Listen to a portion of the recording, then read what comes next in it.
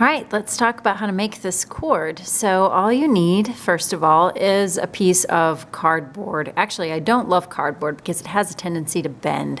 So this is actually a piece of mat board cut into a circle. It looks like about maybe 4 inches across. And I just used the lid of a yogurt container and traced that. Scissors, of course, some sort of marking tool, pencil would be great. And then yarn. You've got to use 8 strands of yarn. For your first time doing this, to prevent confusion, I would get 4 strands of yarn that are one color, 4 strands that are another color. Whenever my students do this, I always have them start out with 4 and 4 first, as it really helps them out, helps them understand the process a lot better. So let's talk about how to notch your loom. And we usually go about it like this: north, south, east, west, then northeast. So there's your line segment, find the middle, great little math activity, and then some geography thrown in since we're talking about compass. And then each one of these line segments also needs to be divided in half. So right now I have 8 lines, and now in the end I will end up with 16. So I'm just taking each line segment and dividing it in half. Because it doesn't have to be an exact science, I don't worry too much about having to measure it. So I'm going to cut this out, and I always ask them whenever we're cutting something for looms where the amount that you have is important, I always have them count it a couple of times before cutting, just because then the whole process would have to be started over again if you have too many cut notches in your loom. And once they have all those notches cut, you're going to insert the knotted end of your yarn into that opening.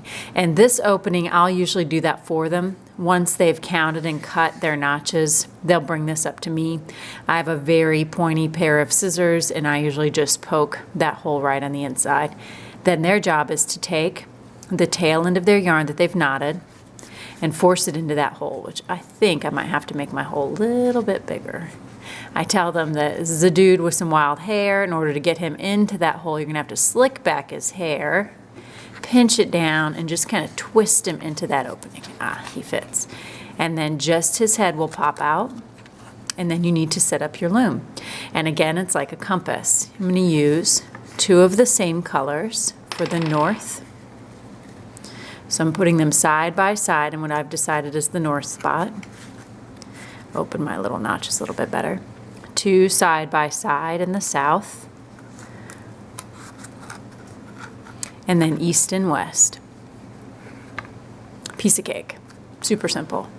And the whole process is really easy too, which is why this is a great weaving activity for them if they've finished early, or it's great because it could be a supplement to their other weaving. Like, for example, I use this as a strap for the pouch weaving.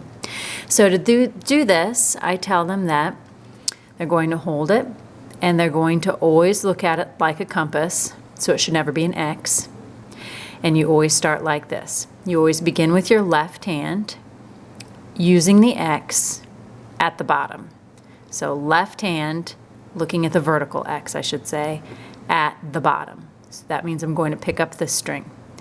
Left string goes to the top. It creates a fork. Now your right hand is going to switch it back to an X. So right side drops. It's okay that your X is now a little bit crooked. Turn this like the hands of a clock. And now you should have another X that's vertical. So we say it like a poem. Left to the top. Right side drops. Turn it like the hands of a clock. Left to the top. Right side drops. Turn it like the hands of a clock. Now you see that it's no longer like a compass. If that really bothers the kids, some kids, they get a little stressed out when it's not just right. I just have them shift it over, trying not to crisscross these. Again, left to the top. Maybe. Right side drops. Turn it like the hands of a clock. Now, as you're going, you'll want to stick your hand under your loom and just gently tug, because eventually that's where your weaving is going to come out. Now, when you flip this back around, if you have absolutely no clue where you just left off, look at the strings that are on top.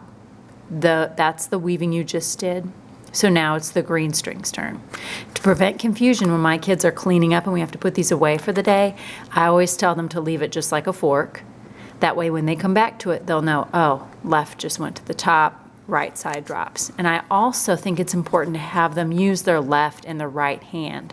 Don't let them touch the left string with their right hand because their tendency will be to cross it over to here. It's important that the left stays on the left side, right stays on the right side. Another thing you might have happen is these long strings at the back, because mine were pretty short. If your students have longer strings, they could get tangled. Don't let them rake their fingers through it. That'll make a worse of a knot.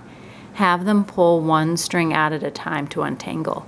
I actually find it's a lot easier to have them stand up when they do this weaving. They like to walk around the room when they work on it, just because then this kind of dangles down like a jellyfish.